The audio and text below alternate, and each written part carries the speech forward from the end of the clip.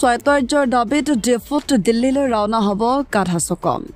সোমবাৰে পুৱাৰ পৰা ৭মান বজাত ডিফুত গাধা চকমৰ নেতা কৰ্মীসকল স্বায়ত্ত ৰাজ্যৰ দাবীত নতুন দিল্লীলৈ ৰাওনা হ'ল কাৰ্বি আংলং আৰু ডিমা হাছাওক সামৰি ভাৰতীয় সংবিধানৰ অনুচ্ছেদ ২৪৪ কৰ অধীনত এখন স্বায়ত্ত ৰাজ্যৰ দাবীলৈ যন্তৰ মন্তৰ সাব্যস্ত কৰিব প্ৰতিবাদ পুৱা ২খনকৈ বাছত প্ৰতিবাদকাৰীসকলে গুৱাহাটীলৈ যাত্ৰা কৰে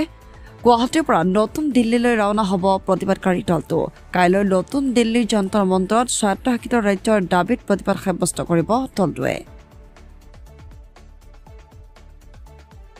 কাৰ্বি আংলং আৰু ডিমা হাছাও তিনিখন পাহাৰীয়া জিলাখনৰ সকলো ৰাইজক জনাব খুজিছোঁ যে আমি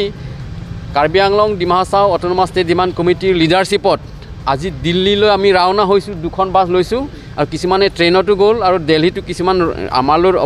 অপেক্ষাৰত আছে যে আমাৰ লগত সহযোগ কৰিবলৈ মানে স্বায়ত্তশাসিত ৰাজ্য আমি নোপোৱালৈকে আমি আমাৰ দাবী চলি থাকিব আৰু এই দাবীটো এতিয়া দিল্লীত দিছপুৰতো আমাৰ কাম এতিয়া কমি গ'ল আমাৰ মুখ্যমন্ত্ৰী ডাঙৰীয়াই ক'লে যে ৰাজ্য চৰকাৰৰ পৰা যিখিনি সহায় সহযোগ কৰিব লাগে আমি কৰিম আৰু দিল্লীত প্ৰধানমন্ত্ৰীৰ লগত আপোনালোকক কথা পতাম বুলি কিছুদিনৰ আগতে যেতিয়া বিভিন্ন সংগঠনৰ লগত যেতিয়া দিছপুৰত কথা পাতিছে এইখিনি কথা কৈছে সেইকাৰণে আমিও ভাল পাইছোঁ আদৰিছোঁ আৰু এই যিটো মানে ট্ৰাইপাৰ্টাৰ টক যেতিয়া হ'ব দিল্লীত প্ৰাইম মিনিষ্টাৰৰ লগত তেতিয়া Karbi Anglong Dima Hasao autonomous state demand কমিটিকো মানে